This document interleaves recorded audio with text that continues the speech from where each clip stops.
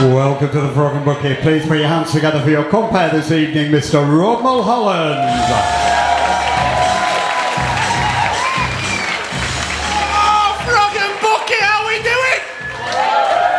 It's Bundy night, he's beat the frog, you will.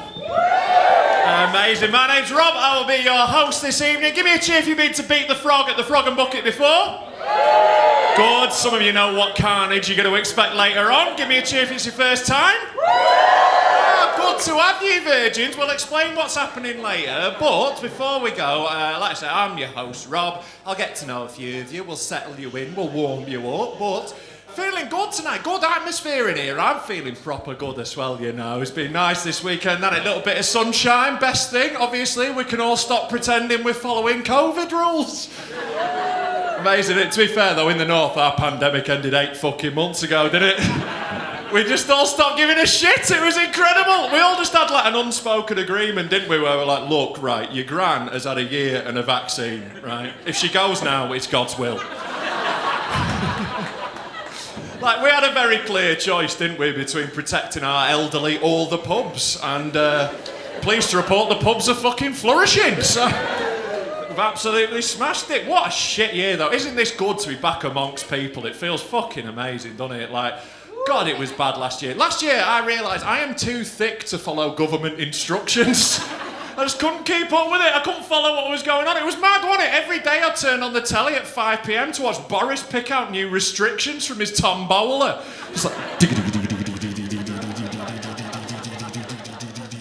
33, that is Jim's in Leicester. Sorry, guys. It was chaos, wasn't it? Like, no one had a fucking Scooby what to do, did they? They just had to make up rules all the time to look like they were doing something, because they couldn't tell the truth, could they? They couldn't come out at a press conference and just go, good luck. Just making up rules to look like they were doing something. Do you remember, for a while, we tried to fight a disease with a curfew? The fuck were we thinking? We were 3 weeks away from putting COVID on the naughty step. Like, you've never seen that in an episode of Casualty, have you? Like, I'm afraid, Mrs. Jenkins, it is terminal, but if he gets to bed by 9:59, we might have a chance of saving him. Good to have you tonight. You're feeling good. You're feeling like a good crowd. You two have got the worst fucking seats, haven't you? I apologise. It's not just that you're front row right down here. This stage is massive and I'm 6'7", right? By the end of this, you're going to need a fucking neck brace, aren't you? Good to have you. You guys a couple. We'll get this out of the way so we can move on. We'll let you settle. Because you know this is happening, so we might as well do it now. We'll rip the bandage off. Don't worry, I'm not going to be mean. I've not seen any people for 18 months. I'm delighted to make friends. What are your names? Katrina, lovely. Are you the Waves? That is a joke for people of a certain fucking vintage, that. Do you see how that just split? There you go, the old fuckers over there clapping. I remember the 90s. Cost £2 for a beer. Katrina and... What's that? Vinden? Finton? Fucking hell, you sound like an estate agent. Finton? I've never met a Finton before. You're my first one. Thanks for popping my Finton cherry. Amazing. Is there any history behind the name? Is it from somewhere? It's I've heard the accent now, he's Irish. Okay, what I've just done is a hate crime. Apologies. For a lot of things, I'm English, sorry. Right, so Vincent and Katrina, how long have you been a couple for? Like, just under a year. Just under a year? Oh, so you met when it was fucking illegal? Ah, nice! I bet that made it fucking sexy, didn't it? Yeah. Don't fucking turn your track and trace on. Come here, get in my bubble, you dirty bastards. You can get within 2 metres of this. Fucking yes! Amazing, how did you guys meet each other then? We were roommates in college. You were roommates in college? Fucking hell, you two just made it awkward, didn't it? I love it. Did you live with other people? I bet they fucking loved that, didn't it? They moved out. If these two are going to be like this, I am fucking off. Amazing, which college are you at? In Ireland. Oh, in Ireland. Cool, what are you doing? I'm doing childcare. You're doing... Forestry. You doing what, sorry? Forestry. Floristry? Forestry, right. Now, I got all excited then. I was like, oh, he's such a sensitive man. Doing some floristry. I've just watched a programme about florists on Amazon. I loved it. But forestry, all right, cool, man. What's your favourite tree to cut down? You got a particular favourite. Oh, mate, I'm fucking struggling here with the forestry shit. Oak. You love cutting down an oak, do you? Fucking yeah, all right, manly man. I like it. I can see what you're saying in now. He's got a bit of butchness underneath that, hasn't he? Yeah, he looks a little bit Love Island, but actually, lumberjack. That's amazing. So, are you over for like a little holiday or something? Yeah, we're at Greenfields. You're at Creamfields. Oh, you were at Creamfields this weekend. How the fuck are you still alive? Jesus Christ! I thought I could smell ketamine. It's just coming out of your pores, isn't it? Oozing off you. What are you doing that for? Did you go to Creamfields and not take drugs? What the fuck is wrong with you? It's like going to a library and refusing to read. That's the whole point of Creamfields. Creamfields is like the druggiest festival there has ever been. You must have seen some fucking casualties this weekend. Yeah. All right, fair enough. Good to have you guys. That's awesome. So what's the plan after... So what was you doing again? Sorry. Childcare. All right. How much is there to fucking learn? Wipe that, feed that, fuck off. Is that about it? All right, nice one then. Cool. Oh, well, I like you two. Good couple. All right, I've said good things with you two. Give them a round of applause for these lovely couple down the front. Hey, not too bad, was it? We welcomed you in. Lovely stuff. Good to have you guys. Very good. Right, you stop munching your pizza now, so I'm going to... Oh, no, you haven't. Sorry, mate. No, you fucking finished, lads. You're a big old lad. You need that down, you don't you? Fucking unit on the front row here. Look like you're going to fucking bench press me in a minute, lad. Love it. What's your name? Alex. Nice to meet you, Alex. To be fair, you were never going to be a Tarquin, were you, Alex? Who are you with? Who's the group? Just that one. All right, okay. You mean to... Not these fuckers. Just... Oh, you just... I know, this is going to get cosy here. That jug is going to have keys in it by the end of the night, isn't it? Amazing. What's your name? Emily. Lovely stuff. How long have you guys been together for? 5 years. All right, proper. Not like this new love. You've settled into it. You're bored of it. You just want a pizza and not talk to each other. Amazing. So, where are you guys from? I'm from Leeds. You're from Leeds? Good lass. I'm from around there. Yeah, I'm a Yorkshire boy. Yeah, I'm from Knaresbury, North Yorkshire originally, but I lived in Leeds for years. Anyway, we'll talk about this in the break. Is everyone around here? I've never been to fucking... Which bit of Leeds are you from? What? Wakefield. That is not Leeds. It's not all Leeds. It's not... It's fucking... That's like going, oh, I'm from Manchester. Where are you actually from? Oldham. Like... It's not the same thing at all, but fair enough. I like the way you tighten it up. I'll say Leeds, because otherwise they'll know that I'm scum. Like, if you've not been to Wakefield, fucking don't. It's amazing. Right, so are you from there as well, man? You're from Bolton. Fucking hell! It's like shit town top trumps with you two, isn't it? It's like Montagues and Capulets. Yorkshire and Lancashire together. What do you do with yourself, mate? I'm a sports scientist. You're a sports scientist. Of course you fucking are. Look at the guns on him! Amazing. So, how many roids do you do? None. Fuck off. I don't believe that. You do a drugs test for me? All right. I'm not fucking doing one, at least. How about you? What do you do, mate? You're a science teacher. All right, cool. What type of science? Or is it just all of it? Or is it big ones, little ones? Big ones, and you're doing all the sciences. All right, you're fucking smart. All right, yeah, no. How have you managed that? Look, yeah. Fair enough. Is he? Yeah. Okay, cool. Good to know. Right, lovely to have you. Give them a round of applause, these two down front. Our shit-town cabbers. Lovely to have you. Ah, excellent stuff. Right, you're a great crowd tonight, genuinely are, dead good. In a second, I'm going to bring up one of your warm-up acts. Basically, to start the show, we get a couple of people who've been here before to the Frog to do Beat the Frog. Yeah, shut the fuck up, that's going to be a rule. We'll do that in a second.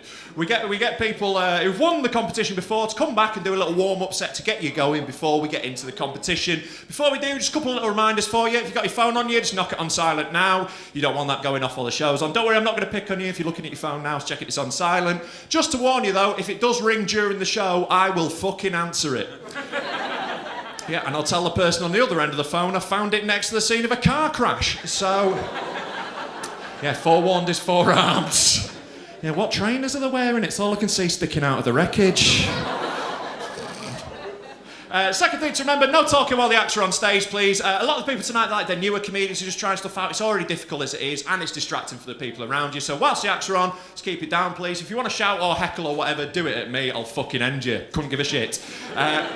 Final thing to remember, though, we've all come here for the same reason, right? We might all be in our own individual groups, but after the year we've had, we need a fucking good laugh, and that's why we're here tonight. So, sounds like a plan, right? Right, without further ado, I'm going to get our first act up to this stage. His name is Alan Taylor. I'm going to need you to go wild and crazy and welcome him to the stage. Let's do that now. 1, 2, 3. Please welcome to the stage, Alan Taylor!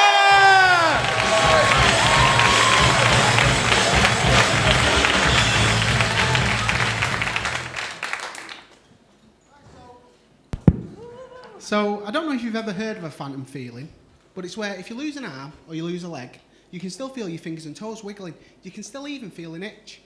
Well, I woke up today, it felt like my hair was a mess. I had a dream last night that I was homeless, and this guy passes me in a business suit, and I said, sorry mate, you got any spare change? He said, you'd only go and spend it on food. I had my first heckler this week. I was doing my set and it was going fine, and then out of nowhere this guy just shouts out, I bet you can't even see your dick. So I found the guy. I said, can you see your dick? He went, yeah. I said, do you enjoy looking at dicks? He went, no. I said, exactly. When I look down, I see a pair of tits. Who's winning?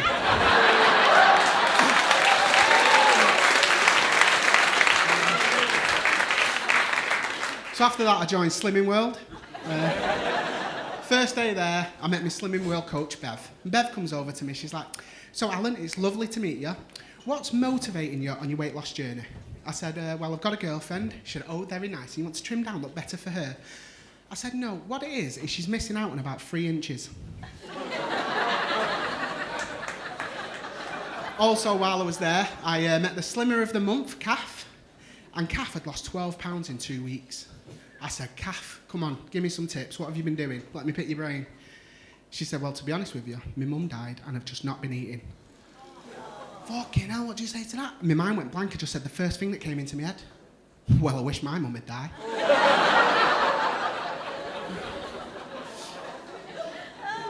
Speaking of death, I had some really sad news recently. The next door neighbour, she was the local prostitute. She passed away.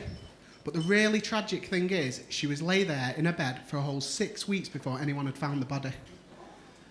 If I'd known that, I would have popped round for some freebies. I'll win you back. So I've got a girlfriend. So I've got a girlfriend, and I am punching. Not her. No. Punching is short for the term punching above your weight, which basically means that she's way more attractive than I am. And it used to really bother me when people used to say, oh, you're punching you, or, you know, she's way out of your league. Because I used to think, does that mean when people see us together in the street, they like think she's only with me for a load of materialistic reasons? Like if people see us, they're like, he must be loaded. I'm not. He must have a really successful career. I don't. He must have a massive knob. You know? But over time, I've come to realise people don't think that way at all. No, they think she's got learning difficulties.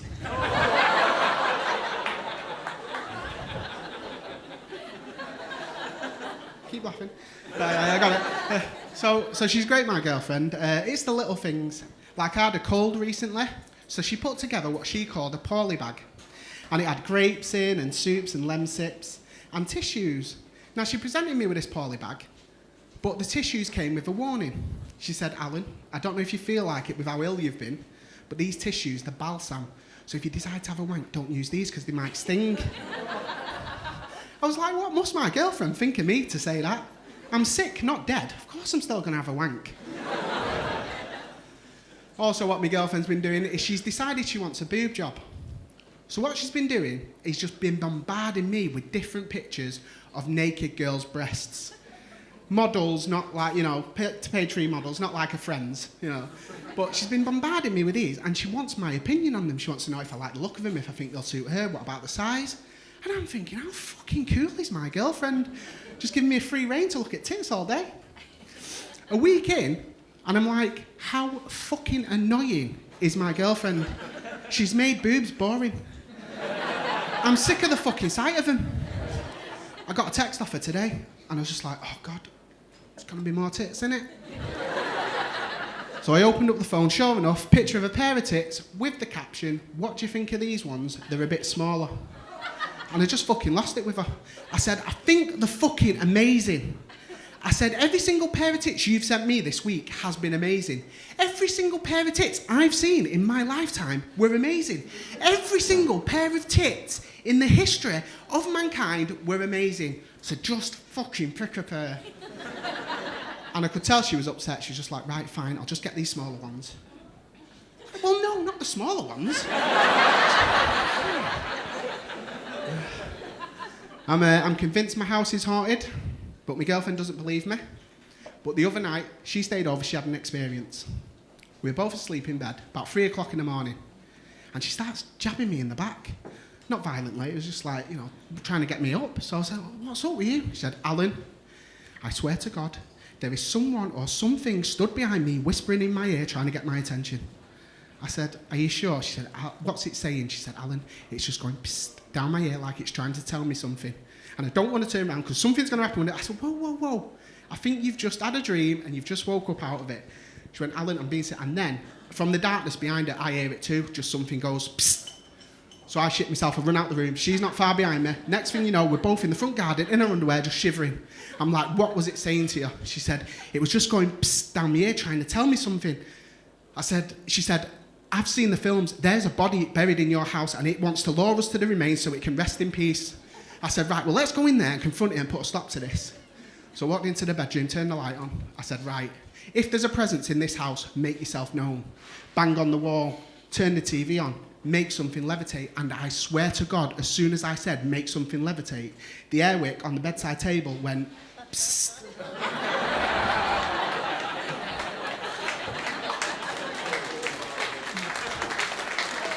Now, I know that's not proof of a haunting, but I'm telling you there's something wrong with that house. So I got a Ouija board. And I went round, I got in my bedroom, I set it out, got the candles, got the glass, the lot. And I thought, right, I'm going to speak to the other side. I've lost a lot of friends and family over the years. I want to speak to someone I miss and who I shared a lot of great memories with. So I said, can I speak to the prostitute who used to live next door? The glass moved. I am here. It's like, fucking hell, I'm actually talking to the other side. So many questions. Is there a heaven? Is there a God? What's the meaning of life? But I thought, oh, hang on, I don't know how long the portal's open for, so better be quick, just ask questions in order of importance. So I said, how much for a ghost nosh? Glass moved. Kill your cat. It's like, whoa, it used to be a tenner. Glass moved again. I require a blood sacrifice. I said, look, I told you I wanted a blowjob. I'm not interested in slaying pussy. And that's your lot. Thank you very much.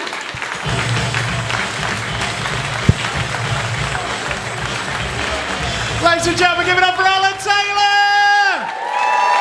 Quality start! Good stuff! All right, we're going to keep this rolling. Let's get another act up here. We've got Ryan Kenny for you next. Keep being the great audience you've been. Let's do it on 3. 1, 2, 3. Let's go wild! Please welcome Ryan Kenny!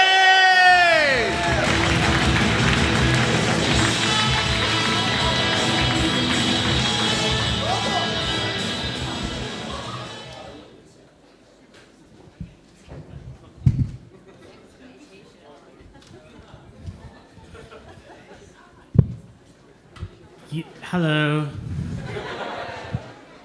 You may recognise me as that kid at your school who was best friends with the dinner ladies.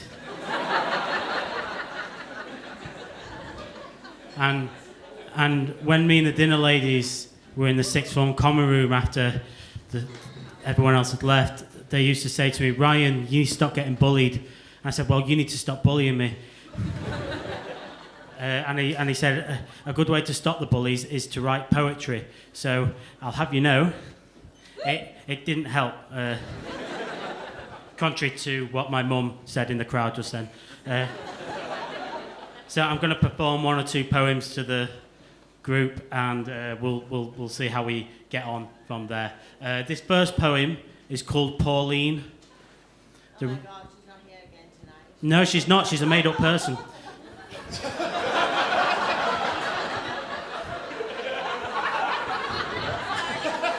It's all right. Don't worry. It's nice to have friends. So this first poem is called Pauline. The reason why will become really obvious really on in the poem. Pauline gasped. She'd never seen a cock so big. She has actually. Yeah, shut up. She blushed as she stared at Brian's prize-winning chicken.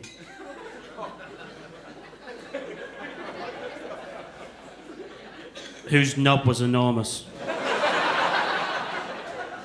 So that's a poem.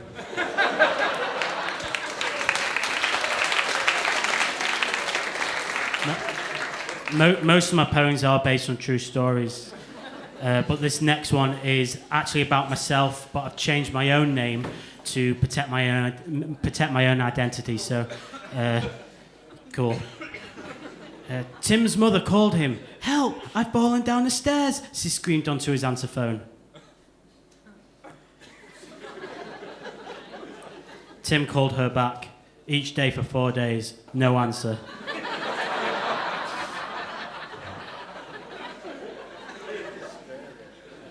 So Tim assumed she no longer needed any help. Is anyone else really warm in here? Or is it just me?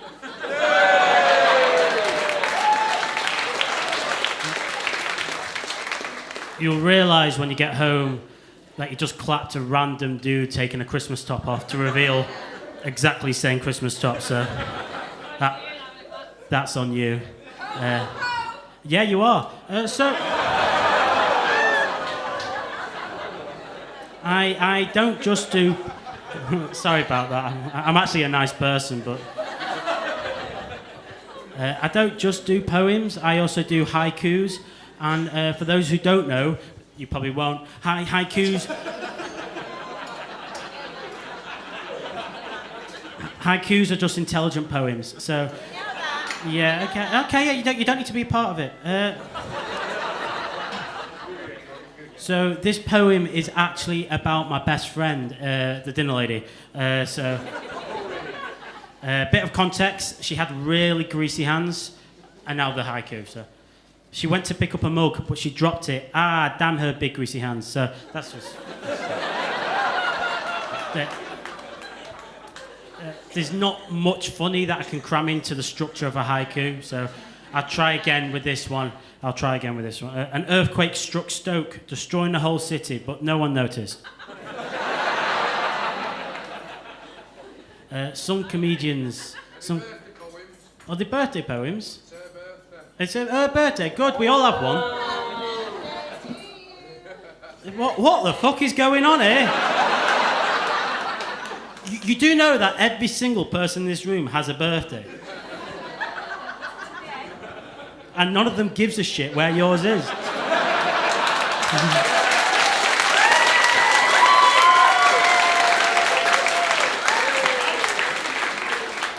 Anyway, I often perform my poems in front of household names such as Mum, but never Dad actually. But once I got the opportunity to perform in front of these celebrities, and I remember Arnold Schwarzenegger was at the back and he just went, "Do you just do poems?"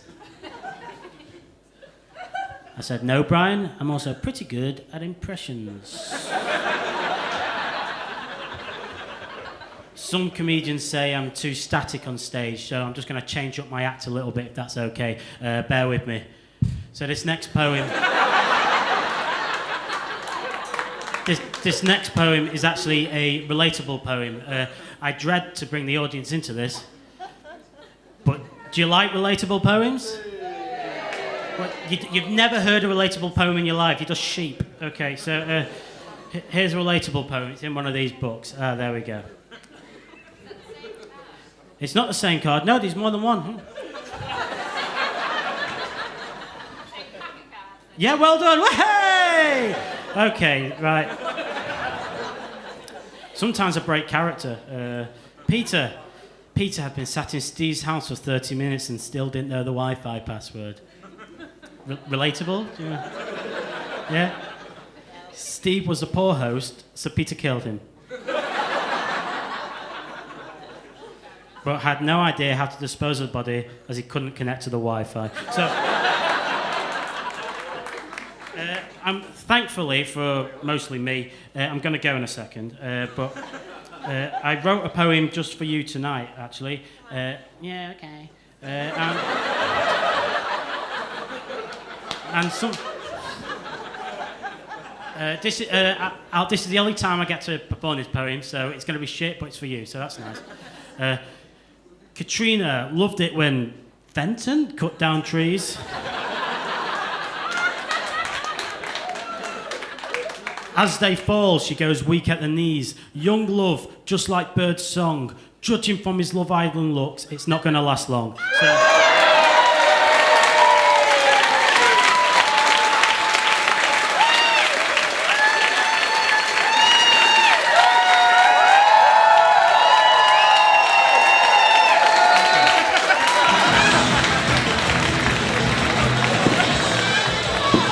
Ladies and gentlemen, Ryan Kenny! Fucking good, wasn't he? Oh, that was awesome. What an opening section we've had. Amazing. Absolute chaos already. This is going to be fucking brilliant tonight. Right, we're going to take a quick break right now, so recharge your glasses, have a wee, have a fag, do whatever you need to do. We'll be back in about 10 minutes' time. Give it up for the action star in that section. Sir Alan Taylor and Ryan Kenny. Back in 10.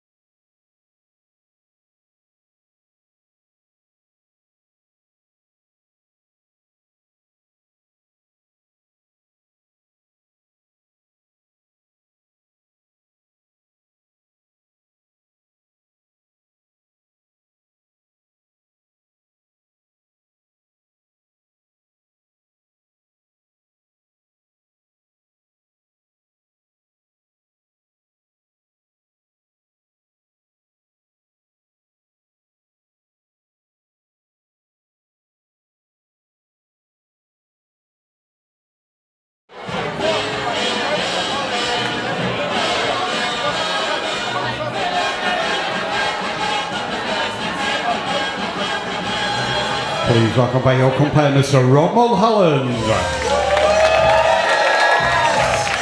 Hello, Frog and Bucket. How are we doing after the break? Good? Oh, lively. Good. Because this is the section of the show where we get into the fucking fun stuff. Ooh. Before we do, though, I do want to have a little chat with some more people. I want to get to know the rest of your double date. Let's introduce you. Hello, guys. What's your names? You both said that at the same fucking time. So you called Saddam today? Sarah, Danny. Johnny. I don't really give a fuck, to be honest, but you're Danny now. Sorry, Johnny. How long have you been together for? Nearly 2 years. All right, nice. How'd you meet each other? Hinge. All right, like what? That, so like it's a dating app for the old fuckers. They just didn't meet by a door or some shit. Like Hinge, is that like a classy one? Because there is a clear. It's an all right one. You would fucking say that. I'm not a slag. It's Hinge. It's not Plenty of Fucking Fish. No, there is a ranking. All right, someone awed that there is a very clear ranking to dating apps. There's like Match.com, which is the fancy one when you want to share your life with someone, and then there's like Tinder when you want to share your fluids with someone, isn't there? So Hinge is like, that's a good one. That's a respectable. That's nice. What did you do for a first date? You went to a quiz? All right, cool. Are you smart or something? Were you trying to show off your brain? You came second to last. Fucking hell, you should have gone to the cinema, shouldn't you? You can't lose at watching a film, mate. You're still with it, that's true. You've smashed it. Oh, no. Oh, that is romantic, isn't it? That was nice. You fucking soppy bastard, Danny. I know, like, you've just been a bit sick in your mouth, haven't you, Sarah? Oh, he's not like this at home, is he? He's putting on for show while he's in front of public. Yeah, I fucking know your game. Where are you guys from? Swindon? Swinton. All right, cool, yeah. That would have been a bit of a fucking commute, wouldn't it? All right, nice one. What do you guys do with yourselves? Well, I work in finance. You work in finance? You work in the bingo. All right, we're not talking to you. Let's get to the fucking bingo, man. Fantastic. I mean, looking around, there are two fat ladies in here. I'm not pointing them out. You can all decide who it fucking is amongst yourselves. I just saw a couple of people pointing, you cheeky bastards. Amazing. So, what do you do at the bingo? You're the bingo manager. What do you? He brings all the old women back. Well, I didn't want to say.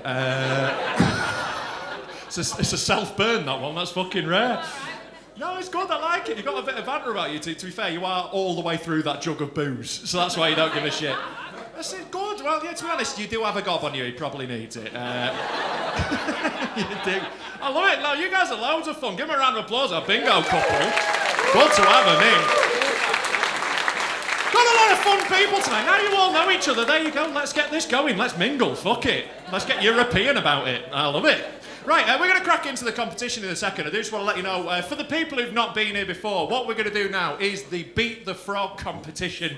Oh, it's a load of fun. Right, what happens is we bring up, tonight we've got 8 new comedians. These are all brand new comedians starting out in their comedy careers, and we bring them up here, and basically they are competing to try and get through 5 minutes on stage. I'm going to give out these cards to people in the audience. There's 3 of them. They will be our judges. If they don't like what they see on the stage, they hold up their card. If all 3 go off, I will do this, and you'll hear this noise, Colin. So why don't you kill me? Don't be shit, you won't hear it. But if they make it all the way through 5 minutes without getting the 3 votes, they will hear this noise. It's a frog.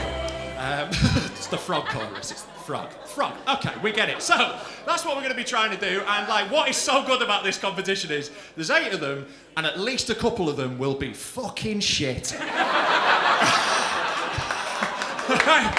They just will. It's how it is. Fingers crossed one of them is properly mental. That's always the best when there's a fucking lunatic. Oh, it's good. But also, you might see some of the stars of the future. Some of these will be properly brilliant as well. And like, I don't want to flatter myself, but I started out over there with those people, and look at me now at the same fucking gig. But yeah, it's loads of fun, it's loads of carnage. I'm going to need to find some people to be our judges. Now, what I'm looking for is people who are going to be firm but fair. I don't want people... Oh, we've got a whoop, I'll ask in a second. Immediately, not fucking you. No, what we're going to need, people who are firm but fair. People who won't be afraid to gong people but aren't just doing it on a whim. So, put your hands up if you want to volunteer. Oh, we've got a lot of volunteers. To be fair, Sarah... All right, Sarah, fuck it, right? Sarah, you're our first one. I'm going to hand you this card. Sarah, what kind of gong are you going to be? Are you going to be firm but fair? Firm but fair, I love it. I trust you, Sarah. I reckon you've got this. By the way, if you're shit at being a card person, I will take it off you. I know, you've got this. You're fucking serious as that. I've got power. I fucking love it. Right, I'm going to come to this bloke over here. Hello, mate. What's your name? Jack. Jack, nice to meet you, Jack. Jack, you look absolutely fucked. How long have you been drinking for today, Jack? Or is... It's bank holiday. It's bank holiday, yes, and not fucking you. Right, Tribal Taps, what's your name? Barry. Barry, all right. You look like you're off like some Netflix program about pawnbroking in America. Love it. Barry, are you a little more sober than this fucker? Yeah, right. What kind of card holder do you reckon you'd be? Fair. Oh, I like it. Should we go for Barry? Should we give Barry one? Come on, Barry. Can you pass that back? Can you just pass it back over to Barry? We've got a lovely card holder over there. We've got one here, one here. Oh, go on, right at the back. What's your name? Daisy. I love you. You stepped in. I wasn't pointing at you, but you're fucking confident. Looks you straight in. Fuck that bitch behind me. I'm fucking Daisy! You can operate as a team, you two, probably. Daisy, right. Like, why should I pick you as a card holder? What do you reckon you're going to be good for it? She's a twat. I'm not sold. I'll be honest, right? Definitely not your fucking mate. I'm gonna audition a couple more because you are gobshites. Over here, lady in the corner. What's your name? Gemma. Look. Aye. Right. What kind of card holder do you reckon you'd be? I think I'd be a really fair one, but also quite incredibly awesome. I mean, she's a fair one, but also quite incredibly awesome. I'll be honest, guys, that's how you fucking do it. We'll give one over there. Come on, we've got a final card holder. We'll pass that over there. Can you pass it back? Thank you. We might mix them up later. You might get a chance. Don't worry. We'll mix them round. Right, okay, we've got all our card holders. We know what we're going to do. Everyone understands what's going to be happening here. We're going to get this going, all right? We're going to welcome our first act up to the stage in the second. I am fucking excited. Before we do, let's take this chatter down, please. No more chatting, please. Let's keep it calm. We've got some good acts coming up for you, some mental ones. Let's fucking pay attention. So, before we get going, just a reminder, please no shouting out or talking amongst yourselves while these acts are on. They're brand new, they're trying out. Some of them, it's like their first gig ever, so give them lots of love and support and encouragement and they'll be great. We'll have loads of fun. Card holders, just a little tip, if they are absolutely mental, let it run for a bit. Alright? Don't put them through, but let them have a crack, alright? Want to see where it's going. And also, give all of them a little bit of a start, right? Don't just immediately, if the first thing they says isn't hilarious, just fuck off, right? Give them a chance to get going. Some of them have come from as far away as Wakefield, so... Good travel. Right, are you guys ready for your first act of the competition? Yes! Right, coming up first, we've got Niall Clancy. Let's keep that applause going and welcome to the stage, Niall Clancy!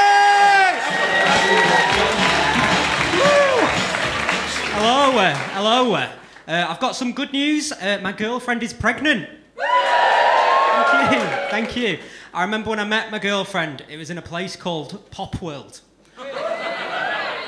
You like it? I like it as well. I remember, it's the sort of place you go for a drink and come out a stepdad. I remember seeing this girl at the bar and she had these massive nails on. And I just thought to myself, it'd be like getting a hand job off Wolverine, wouldn't it? You're laughing. End of the night, I was circumcised. I've already got one kid. She's called Lana. And I got a letter the other day from a nursery, and it said you're not allowed to use the word naughty. We'd prefer it at home if you used other words. So I've had to change the naughty step in my house. I can't wait for nursery to come home and see the don't be a dick step. I don't really need the naughty step in my house because I've got a mum and she's really scary, my mum. Like, she just has to go, and that's it. The kids freeze on the spot. She's really scary. She did this to me, she did it to my sister, and now she does it to my kids. It's no exaggeration to say my mum has silenced more kids than the BBC.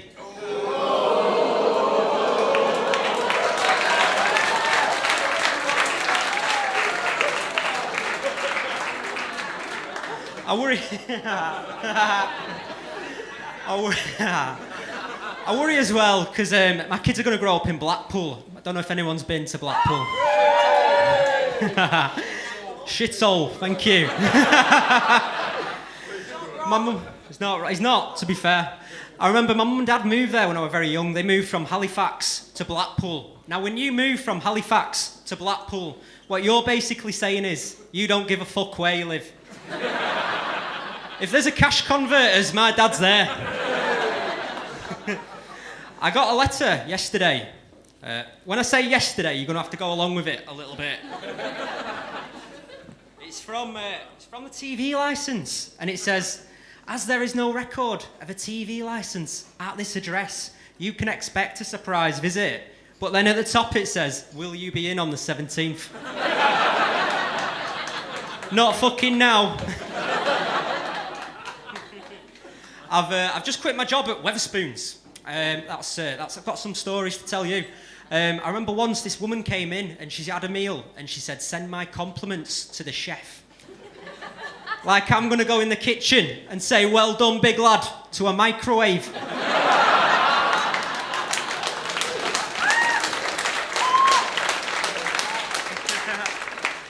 I didn't want to talk about Corona, but very quickly, something that caught my eye was, at the very start, the sexual predator Harvey Weinstein got diagnosed with coronavirus. Yeah. Go on, keep it going. Well, it really got me thinking, is there anything Harvey Weinstein will not expose himself to?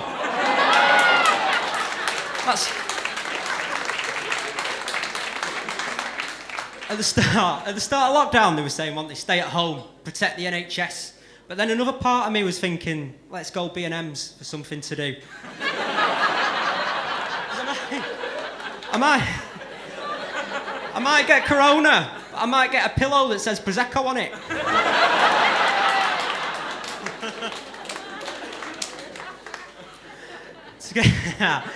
To get us in the mood for the baby and everything, I've been watching a lot of One Born Every Minute, and I was watching this episode, and they told this guy they were going to have to cut open his wife's vagina in order to get the baby's head out, and this guy just turned to the nurse and he said, "You're fucking not."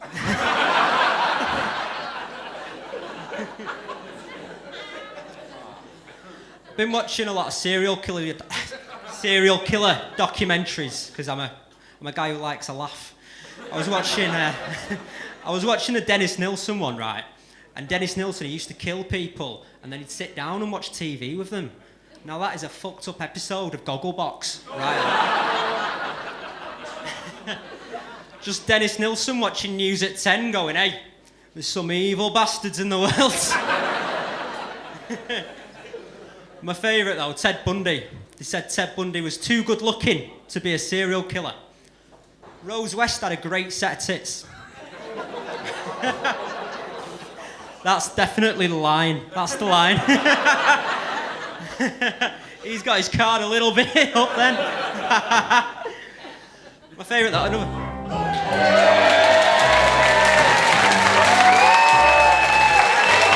Niall Clancy makes the 5. Good start, solid that. No cards. Good work. No, I think that was a correct judgment. Good, solid set there. Well done, Niall. Lovely to get us off to a flyer. Right, our mic is swapped over. Let's get our second act up to this stage. Next up, we got Scott Black. Let's have some applause. Let's go wild. Please welcome to the stage, Scott Black.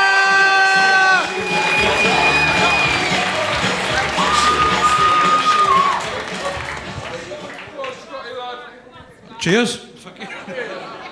Right, just a little bit about myself. I know it's on about top trumps and towns. I'm from Wigan, so it shits all over yours. Not gonna lie. Anyone who doesn't know Wigan, it's basically Kabul with less bombs and more pie shops. That is basically it. I remember once in lockdown, I got a phone call from a mate. He's like, "Yeah, all right." I was like, "Yeah." So we're up to, not much, watching a bit of true crime.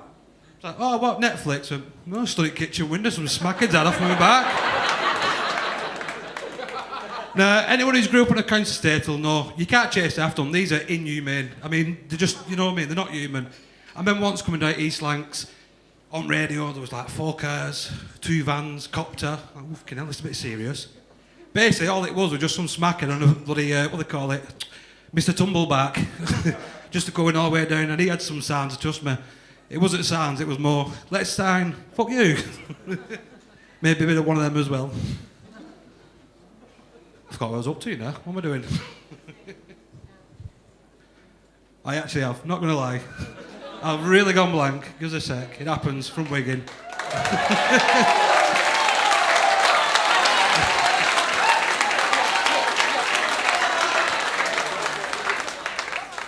That was it. No, I know. I'm up to scratch now. It's come back, it does happen.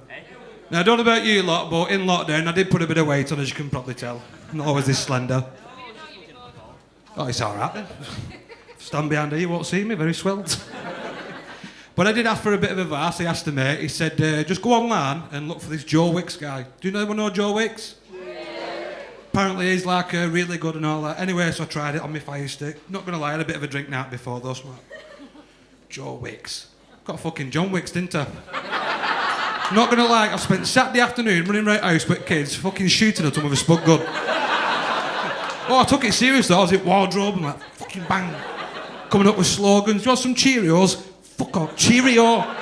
Walking off.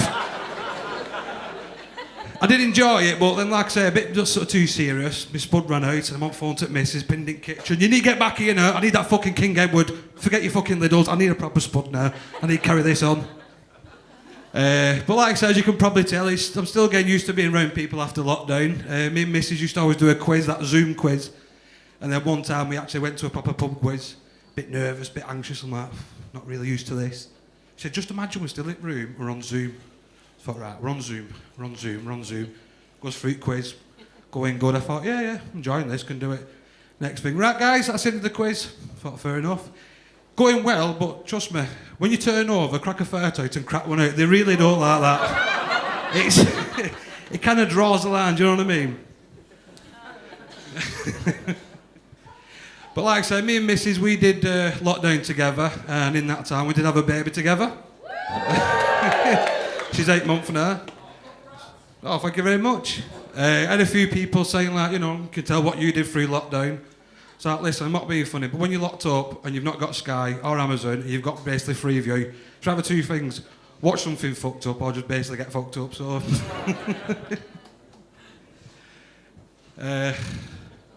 No.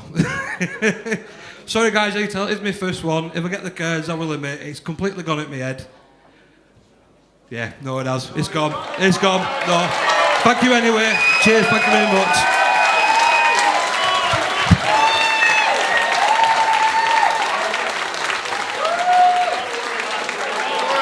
Scardom's there, he lives to fight another day. That counts as a fucking fail, though. I'm sorry. I'm sorry. How long did he do, Colin? 3 minutes 50. 3 minutes 50. Oh, it's close. Good effort, though, wasn't it? He could have to fight another day. He'll be back. He'll be back again. Brand new. I've had that happen to me. It's fucking awful. So big up, like, you are the most supportive crowd I have ever seen at this gig as well. That was fucking beautiful. Bless you all. Normally people would be like, fuck off. You're all just like, no, you can do it. Bless your fucking cottons. And no, we had some good gags as well. So we'll crack on with another act. Let's see. Next up, we've got LJ Francis. So, gonna need those whoops and cheers. Let's go wild. Please welcome to the stage, LJ Francis.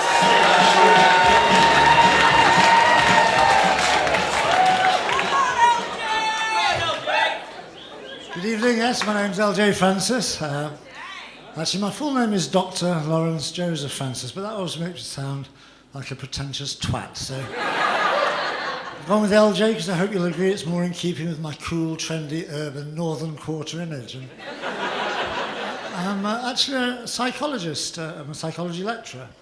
I'm also the father of identical twin girls, Ellie and Lara. And like all psychologists with twins, I've been doing some research on them. And I can tell you that the early results are interesting. They suggest that the twin that we're keeping locked up in the cellar with the dogs was really struggling. But actually, I love having identical twins. They're very hard to tell apart. A lot of people use the fact that Lara, ever since she was about 1 week old, she's had this little scar going across her forehead. We were trying to do the full L for Lara, but there was just too much bleeding and screaming, and then the scalpel snapped. So, nice to have 2 child abuse jokes to start with. And speaking of child abuse, I was brought up a Catholic. Yeah. Came from a very repressed, very sexually repressed background. We never spoke about sex in our house. I never got to see my mum naked, ever. I mean, I tried really hard, don't get me wrong.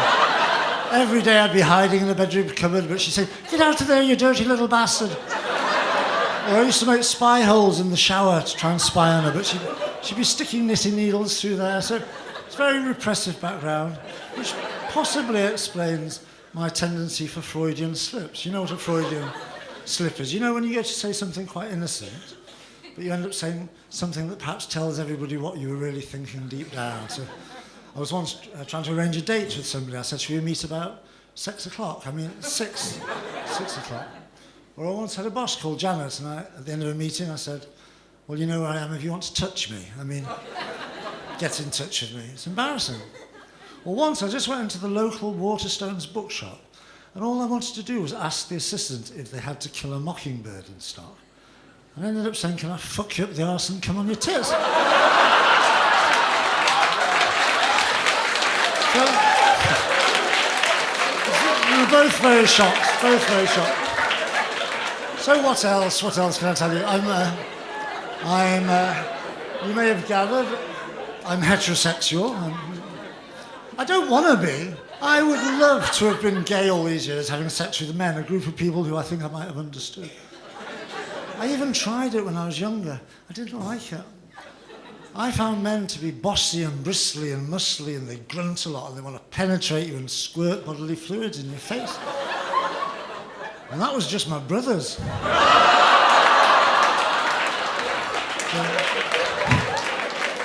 Anyway, listen, I want to change the tone now, because I don't know about you. I worry about my reputation.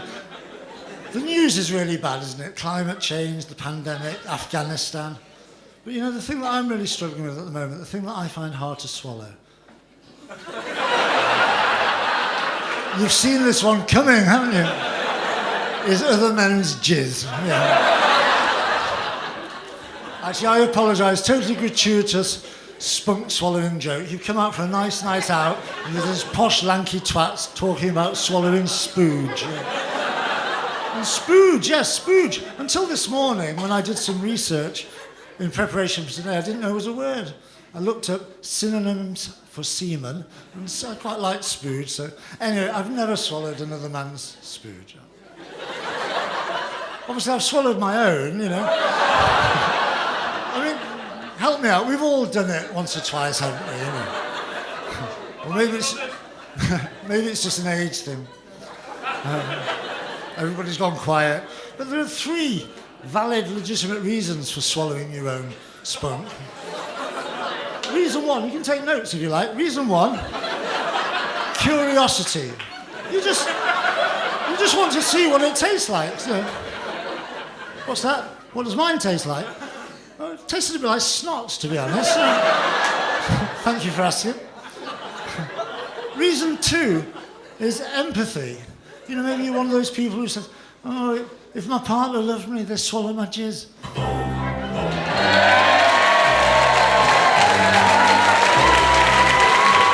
Nice work! LJ Francis makes the 5! Yes! There we go. When you walked on stage, you weren't expecting that, were you? You're like, I bet this guy does loads of jizz jokes. I bet he does. Cracking stuff though, lovely stuff.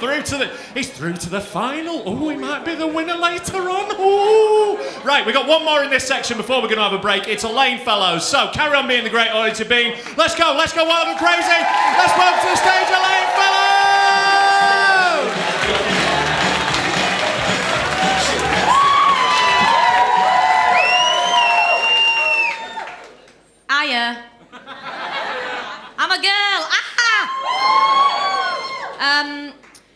ever think that if Jesus had actually met you, he wouldn't have died for you? It's just something I'm thinking about. Because if he'd have known, yeah, that on my Duke of Edinburgh award, I would accidentally break Bianca's thumb and then accidentally give a hand job to her boyfriend in my tent later that night. I just don't think he'd have said I was worth it. I'm really buzzed to be here, guys. I'm not gonna lie. It's nice to be back north because I had to live down south for a little bit, right? And but I'm glad to be back, right? But I don't know if you know, but have you heard people talk about the north-south divide? Yeah, they're right. The north-south divide does exist, and I actually know this personally because my boyfriend is actually southern, and I fucking hate him. Cannot wait to bring that divide back.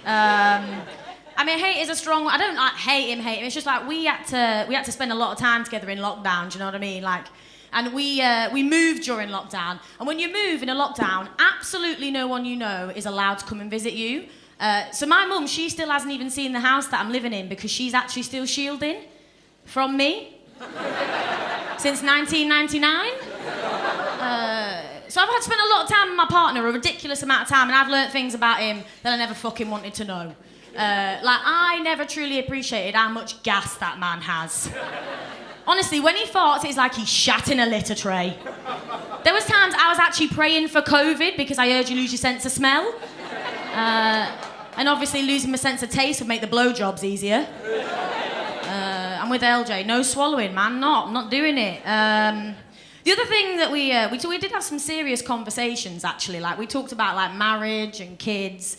And he said if we ever did have children, he would really appreciate it if we could call them something that, like, honours his background and his heritage, yeah? So he was coming up with these really beautiful names, things like Makiba, she was an African queen. Senzo, which means he who draws out the truth. And after we've been talking for a little bit, he was like, oh my God, babe, I am so sorry. I haven't asked you. Is there anything that you would like to call our children that honours your background and your heritage? And I've had a little think about it, and I think I am going to call my child Toby Carvery. Yes, which of course means all-day roast for $8.99. I am thinking about calling the second one Mega Bowl. Or if it's a girl, View Cinema. Nice, good. The other thing I did a lot of in lockdown, yeah, I heard a lot of adverts because even 18 months in quarantine was not enough to make me actually pay for Spotify. Do you know what I mean? Like, so the advert I've heard the absolute most is the Royal Navy advert. Do you know that advert? Yeah. Yeah, what? Yeah, exactly, mate. You're stealing my joke. All right. No, I heard it a lot. If you don't know it, like that woman over there, like, it's the one that's like, if you can fix a board, then you can fix a bike. If you can fix a bike, then you can fix a car. If you can fix a car, then you can fix a boat. It's very intense. But this advert's really fucked me up because it's made me believe that I can do all sorts of shit that I cannot do. Like, honestly, I'm waking up in the mornings and I'm being like, Elaine, if you can get out of bed today, then you can boil the kettle. And if you can boil the kettle, then you can make a cup of tea. And if you can make a cup of tea, then you can definitely save the NHS, end systemic racism, and make the perfect focaccia. I have done none of those things, not one. I worry about doing that joke sometimes because I am concerned that someone in the audience might be military and they might think that I'm blaming them for my stupidity. I'm not. It's entirely my fault. I should have learnt from the last time that this happened. It's not the first time the armed forces has tricked me. Does anyone remember the advert, "Your army needs you"? Yeah. It took me many years to realise that when they said that, they meant someone else. I would die. I'll leave you with this. The thing is, I got a little bit depressed in lockdown, you know, I got a bit sick of being inside, I couldn't do comedy. And my boyfriend, he said to me, don't worry, babe, you're going to get back on stage, and one way or another, we will make you famous. And I'm telling you, I know how we're going to do it. He's going to have to make the ultimate sacrifice and kill me.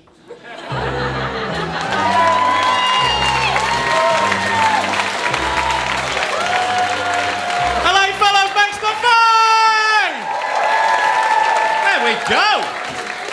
first half. 3 out of 4 through. Pretty good going, I think. Even the one who didn't do it wasn't shit. So, you know, good start. All right, we're going to have a quick break right now. And we'll be back in the second half. Keep hold of those cards. Don't fucking lose them. All right. We'll be back in about 10 minutes. Give it up for the action star in that section.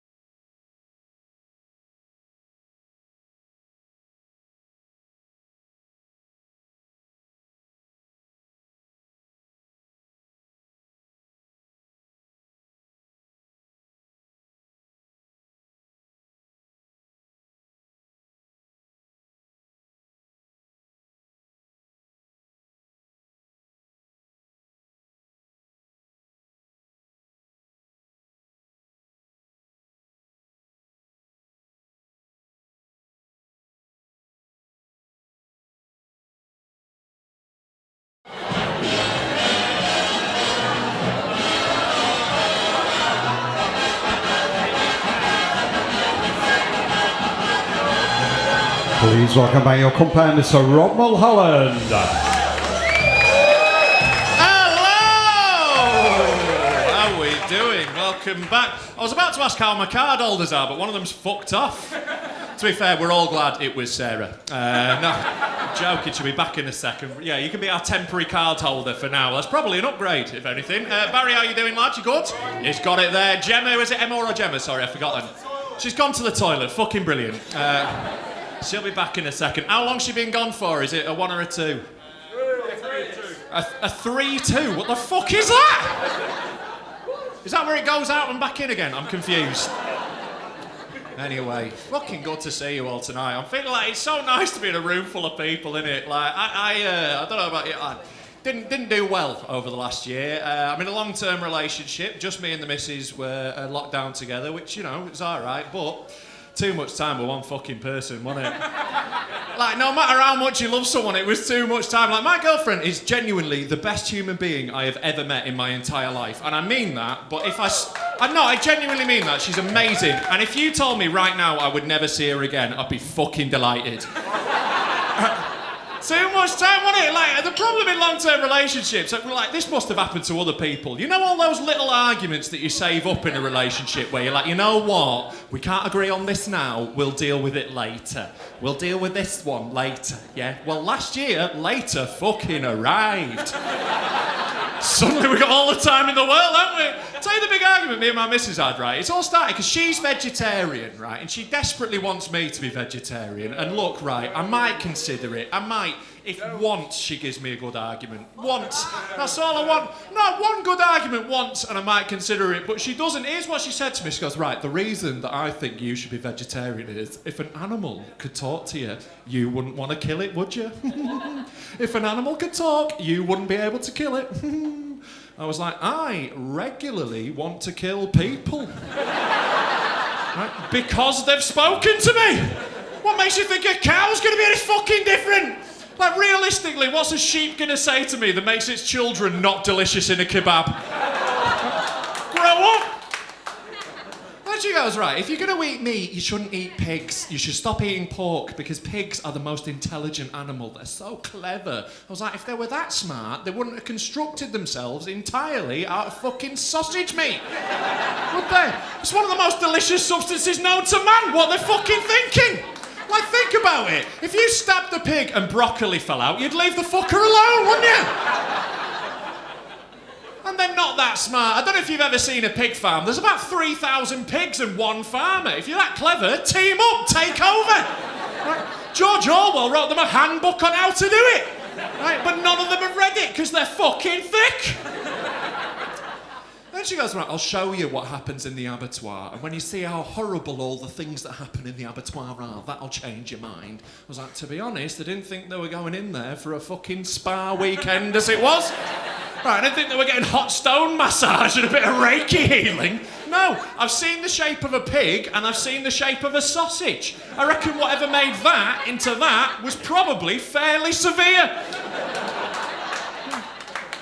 Right, and she shows me this footage from the abattoir. It's all these pigs on hooks and they're wriggling, they're like, "Ree!" And she's like, doesn't that make you feel sad? I was like, to be honest, it's made me fucking starving. I was watching it like a lobster tank in a fancy restaurant. I was like, oh, third from the back still wriggling. I'll have a chop off that one.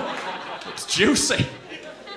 Too much time though. She kept going, kept chipping away, and eventually I had to draw a line in the sand. I was like, look, right, we are perfect equals in this relationship, and that means sometimes there'll be things about each other we might not necessarily choose, but we have to learn to live with, and this is one of them. I'm a good Yorkshire boy. I've always grown up on meat. I love meat, and nothing you can ever say to me will stop me eating meat. And what I'm trying to tell you people is, I am now a vegetarian. Yeah, she fucking won. She ground me down. In my defence, she got me at a very vulnerable time, right? About a week before lockdown, I went to the Sea Life Centre and did a load of acid. Yeah, really bonded with an octopus. Made it very difficult to eat meat after that. I was fucking furious. Like, I found out I was vegetarian. It happened to me. I didn't choose it. I just picked up a pack of sausages in the supermarket. Got this, like, war flashback to these pigs wriggling, and I was like, ah, fuck, I'm vegetarian, aren't I? Oh, shit, off to the corner, like the little bitch I am. See if they've got any meat replacement bollocks I can strap to myself.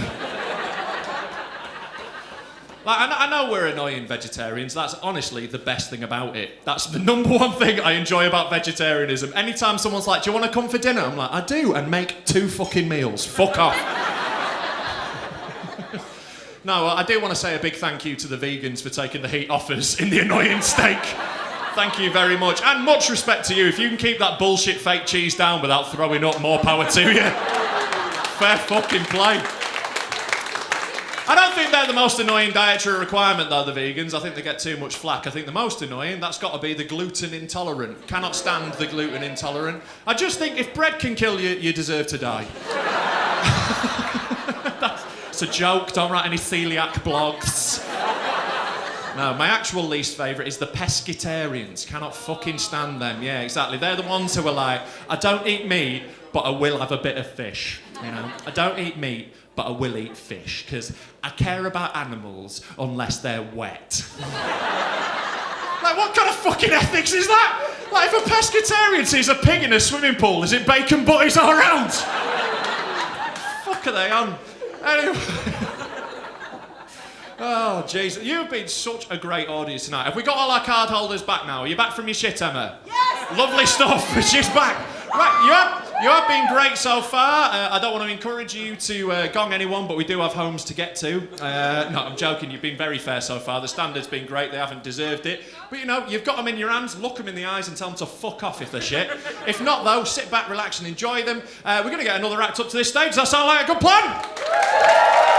Amazing. Let's see if we can keep the standard up from the first half. Our next act is James Murray. What I'm going to need from you is whoops, cheers, be the great audience you've been all night. Let's do it on 3. 1, 2, 3. Please welcome to stage James Murray!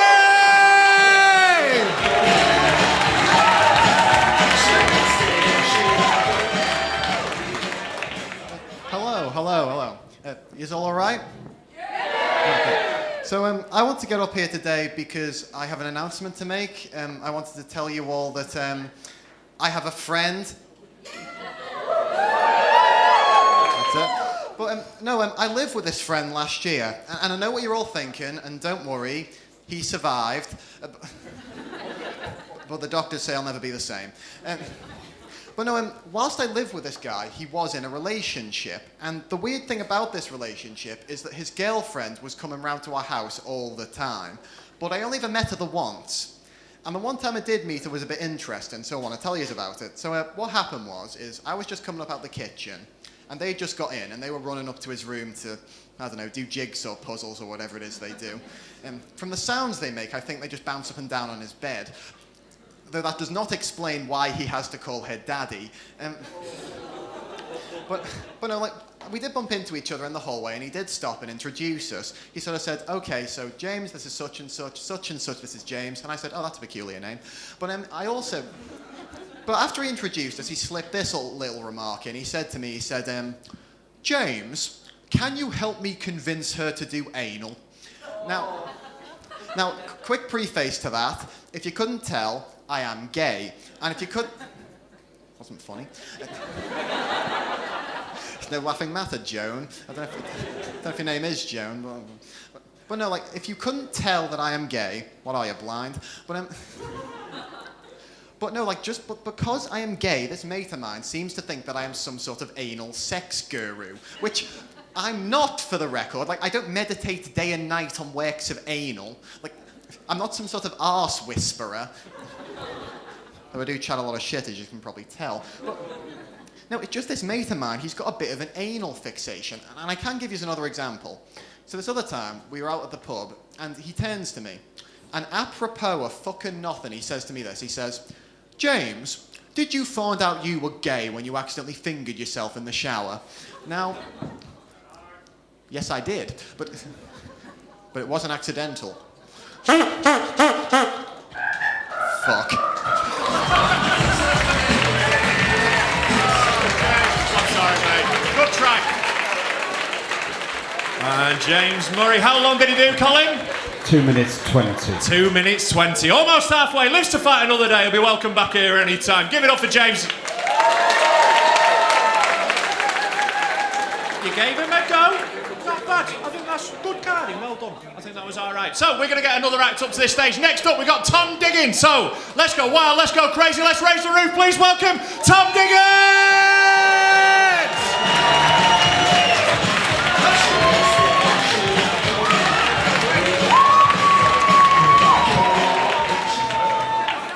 No, it's nice to be out again, you know? It's nice to be optimistic again. You know, everybody's out and about, they're chatting to each other. It's good stuff, it's good stuff. Like, last time I saw this degree of optimism was the beginning of COVID. Does anyone remember when, like, lockdown started and everyone was chatting to be like, I'm gonna learn another language, I'm gonna get a hench, I'm gonna fucking, like, play an instrument. Next time you fucking see me, mate, I'm gonna be fucking playing the oboe, speaking Japanese, looking like Brad Pitt from Fight Club. Cause of 2 weeks later, I'm on my fucking balcony with a lukewarm crate of Stella wondering how long I can ration my weed. And I'm just like, fuck off, you all knew it was coming, look at me. Like, but this is the thing, though, like, that's it, but that wasn't my rock bottom of COVID. Everyone had a rock bottom of COVID. You know, we had like 8 wanks in a day. You know, like, did 2 grams of ket in an afternoon while watching Downton Abbey. That kind of shit, you trying to balance it out. But like, in all honesty, my opinion, like, my fucking rock bottom during COVID was when I started questioning the storylines to porn I was wanking to. I don't know if anyone's ever actually been a part of this, but has anyone seen Fake Taxi? Don't worry, lads. All the guys with their girlfriends like, no, I've not heard of it. You know what I mean? Like, some guy mentioned it at work, but I'm not actually like so. Like, well, essentially, a guy who has the same voice as a horny Charles Dickens character convinces women to fuck him in exchange for a free ride to wherever the fuck they're going. Now, like, you know what? I'm a white straight man. I don't really know the horrors that women go through on a day-to-day basis. But all I will say is this. A free drive to the airport is not worth anal. You're gonna miss your fucking gate, you're gonna get there, 10 minutes later you're gonna arrive, they're gonna be there like, yeah, sure, let's go through security. Everyone in that thing is gonna be fucking judging you, and before you know it, essentially you'll be that one lady who was on the flight to Marbella just stinking of arsehole. And at that moment I realised I need to go outside again. But like, you know, this is it, this is what that thing is. What COVID's made us all realise that, like, we need to live in dangerous times again. I never felt more jealous for people in the past because they had actual shit to be worried about. I'm not even talking about caveman times where every time you left the cave there was that fucking bear from The Revenant behind every tree. I mean, like, recognisable times. Up until like 1890, life expectancy in this city was 27. Isn't that a fucking winner? Literally, just there, like, you can have like 19 kids, do whatever the fuck you want, and like, it's cool, I'm gone by 27. We don't get to enjoy that thing though. Like, we're just there living with it like, I'm gonna be here for 82 fucking years. Christ, what the fuck am I gonna do with that? This is where the comedy stops. I'm just gonna start ranting like, help me! Like, please! You know, but like, essentially, oh, Christ. Yeah, that's it.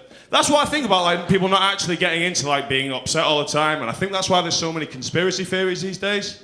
So many people are concerned about conspiracy theories because we don't have real shit to worry about. And that makes me think, like, wouldn't that be fucking great to be the one guy who invented a conspiracy theory? Like, the guy who invented Scientology, he's just there sitting on his own behind his laptop being like, yeah. Well, you know what I mean? Like, I would fucking love to be that guy. Every time I consider, like, which one would I want to be? So, like, even if this bombs tonight, I want you guys to spread this conspiracy theory that I've started. Lynx body spray spreads erectile dysfunction. If anyone is ever on the Met in a week's time and there's a bunch of smelly teenagers, you know exactly what you've done, and I fucking love you all for it. I had another one that, like, those Lycra shorts that joggers wear causes, like, COVID, but, you know, that's kind of past now, so time's gone. Frankly, though, that's kind of it, though. Like, you kind of wish you had conspiracy theories or something to go on to, like, be afraid of. Because, frankly, I'm just shit there, like, we've got nothing to be fucking mad at the moment. Like, I've literally been telling the same anecdote for a couple of days, because I finally got a holiday when I got back from Rhodes. Oh, no, I just gave it away there. You know, but I literally, like, I finally got, like, done with COVID. I go on holiday, I go Rhodes, have a nice time, live off a whole diet of, like, gyros and cocktails for around 4 days. And I'm like, you know what? Everyone's been really nice to me because I'm English. Usually when I go to Europe, people are just there like, oh, fuck off. Like, you know, but then that's it. I'm in the airport, I'm like, you know what? I've done well. I could work for the embassy. I go into that, like, line, and then... Lucky. Tom Diggins, everybody! How long did he do, Cole? 4 minutes 20. 4 minutes 20. Oh, you bastards. Well, I've got no sympathy for him. Once when I was doing this competition when I was brand new, I got gonged at 4 minutes 50 fucking 7. So, you know. I know, so that's your fucking standard. Anyway, give it up for him. He'll be back to have another go. He'll have another crack at that. Right.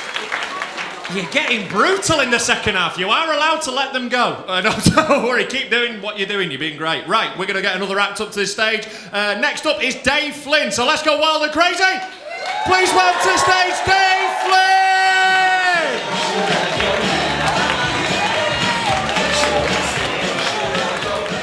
You all right, Manchester? Hey. Before I begin, let me address something very important. No, I'm not Ned Flanders' evil cousin, all right? Neither am I Lionel Bitchy, and I'm definitely not Sulk Hogan. I do like the mustache, ladies and gents, I really do, but I do get a fair few comments. Someone told me the other day I look like one of the Chuckle Brothers' bastard children. I had the dead one at least, then I'm due some inheritance. Lots of Chuckle Brothers fans in tonight. All right, the other week, someone shouted at me from a van. They said, "Hey, Magnum P. Doe." I've had someone call me Ron Swanson if he went vegan. One Parks and Recs fan at the back, brilliant. I've had Luigi in the middle of a breakdown. Mechanical or mental, I've had both. But my personal favourite, someone told me I look like Freddie Mercury. In the dying stages of AIDS. So that's why I've been dealing with Manchester. How the fuck are you? I suppose I should tell you a little bit about myself. My name's Dave. I was born in Bristol, but I grew up down in... Thank you. You can ask for autographed afterwards. So I was born in Bristol, but I grew up down in Somerset. And wherever I go in the country, I like to clarify that, because wherever I go in the country, everyone knows you can't catch incest. However hard you try.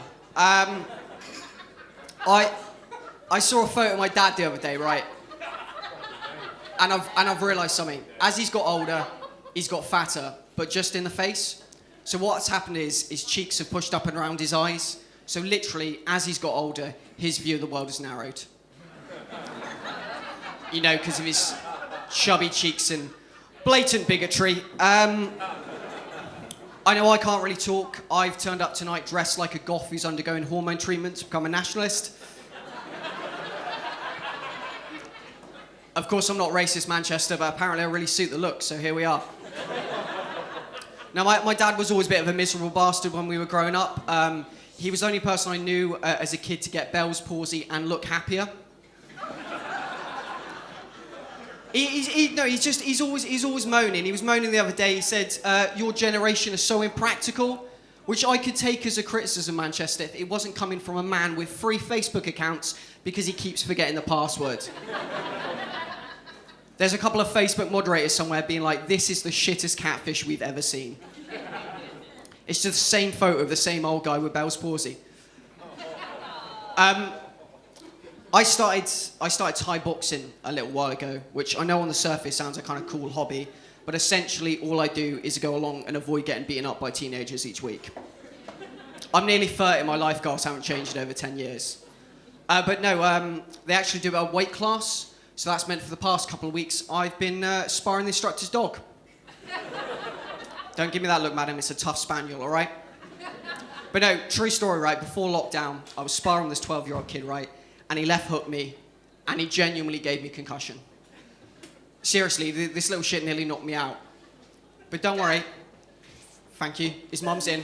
But don't worry. I've been training hard throughout lockdown and worked out how I'm going to get him back, right? First, I'm going to block. Then I'm going to jab. And then I'm going to fuck his mum. I'll see you later. What else was I going to talk about? I'm unemployed at the moment. Surprise, surprise. But no, because I'm unemployed, it means I spend most of my days chatting to recruiters. And I was chatting to this recruiter the other day, and she said, "We've had a look through your CV, Mr. Flynn. Everything looks great. We just see you've got a career gap at 16, 17. Do you mind telling us what you're doing at that time?" And I'm thinking to myself, does anyone give a fuck what you're doing at 16, 17, right? If you've got up, got dressed, and made your way safely to the interview, does anyone care what you're doing at 16, 17? Answers MCAT, speed and ecstasy, by the way. But apparently that's not a relevant experience in the pharmaceutical industry, so the search continues. I've always struggled to hold down a job though, right? And I think it's because I'm quite irritable. I get annoyed by a lot of shit. This week it's Jehovah's Witnesses. It got a little bit tense then, didn't it, Manchester? Don't worry, this isn't a hate crime. I know I've come dressed for it. But no, I don't even dislike Jehovah's Witnesses because they come round and like knock on my door. I live in quite a poor area, and cults normally like money. No, my area is so poor, in fact.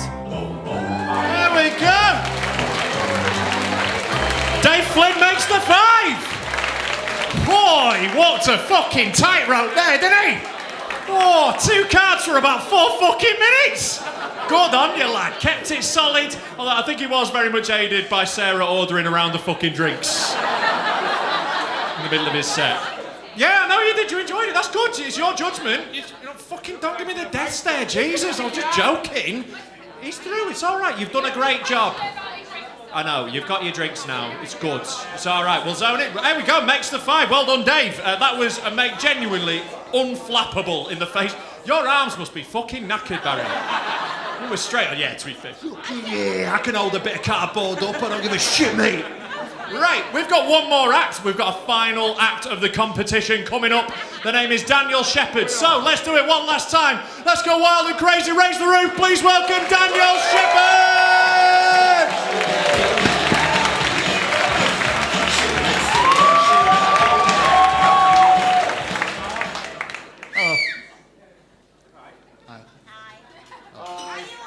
Not individually. Hello. There we go. I like to see everyone drinking tonight, keeping the bar staff busy. I've been drinking a bit as well. Thank you. I do like to drink a lot because I like to think I'm good at it. Like, if it was a sport, I reckon I'd be like Oscar Pistorius.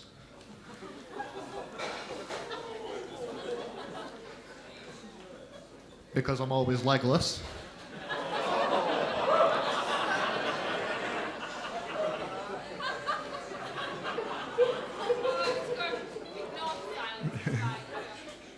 What silence? Exactly. I do like to be a bit healthy, like, play sports and eat healthy. Played darts in a field of cows once. First row. Bullseye.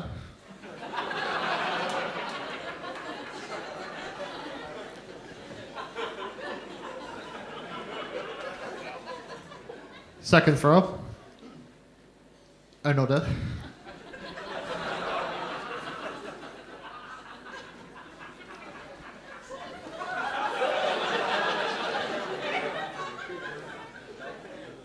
Third throw. I missed.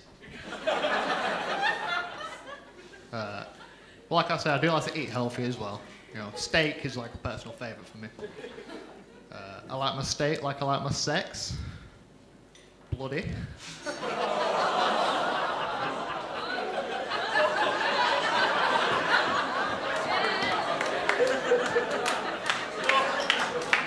Oh, I got a card for that, so I assume you're just a fan of plain vanilla sex.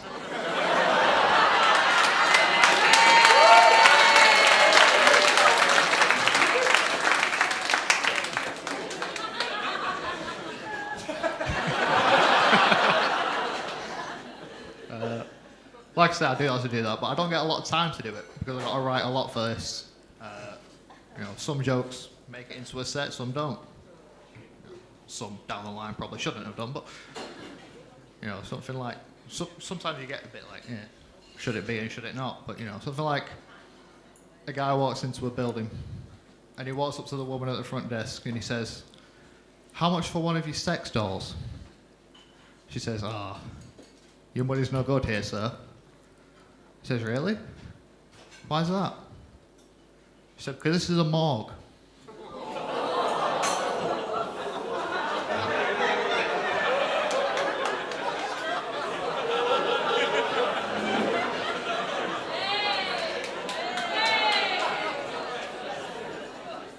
I I got another card for that, so.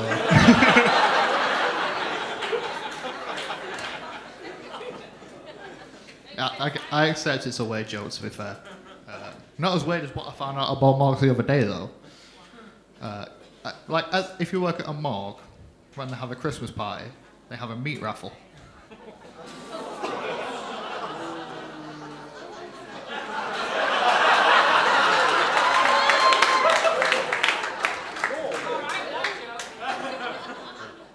And if you can't tell why that's weird, you know, if you had a feeling of morgues being a bit iffy, or you were a bit unsure, that's a dead giveaway.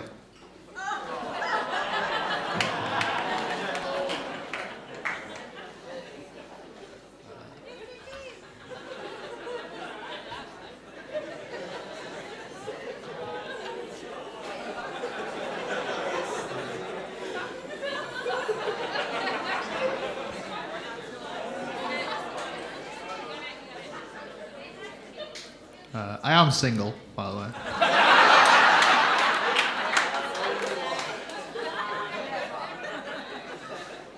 I've not been single all my life, but you know, I am trying to get back into the dating.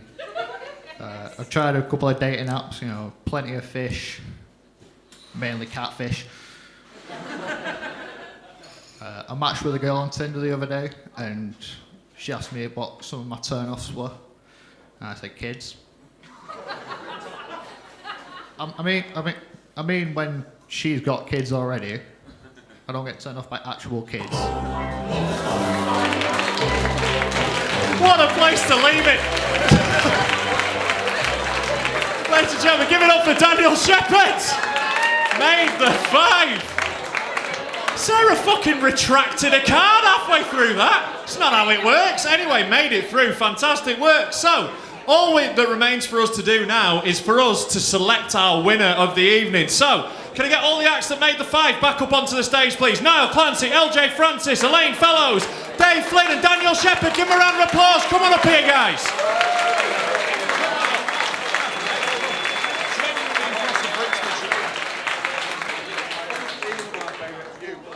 Right, we're all up here. Come on, filter up, filter along. Come on, squeeze them all in. Here we go. Right, now, the way this is going to work, and yeah, this is fucking brutal. I'm going to point in turn to the acts, and you're going to cheer for whichever is your favourite. So whoever gets the loudest cheer is going to be the winner. Are you all ready? You ready to do this? Fuck me. Right, are you all ready to do this? We're ready to select our winner? Come on, let's do it. Right, let's start with... All right, we'll start with you first, wait. So we'll go for Niall Clancy!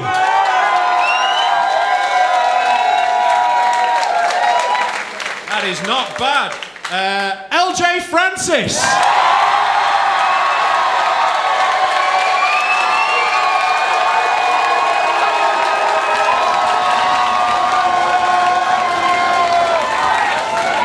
Right, Niall, you can fuck off, mate. Niall, great work.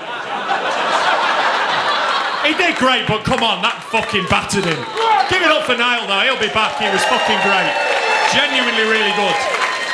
Hard going first as well, and he smashed it. He's got a big future, that lad. Well done. So, LJ is currently in the lead. If your favourite is Elaine Fellows, give it up now!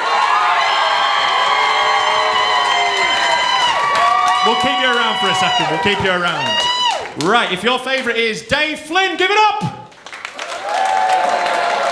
Okay, well... Good effort, Dave, but yeah, you're correct. I like a man with self-awareness. It's good, isn't it? Just like, yeah, no, fuck this, right. And finally, if your favourite was Daniel Shepherd. It's not bad, Daniel, but it's not good enough, I'm afraid. Thank you very much, mate, but you're out now. Fuck off. Right, cheers. Thank you very much, Daniel. Right, so we've got a little final on our hands. Oh, it's exciting. You've both done very, very well, but let's find out which one's done better. Right, so, Elaine.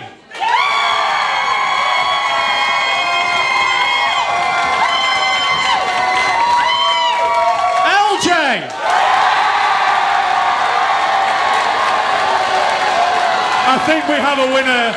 Your winner of Beat the Frog this evening is LJ Francis!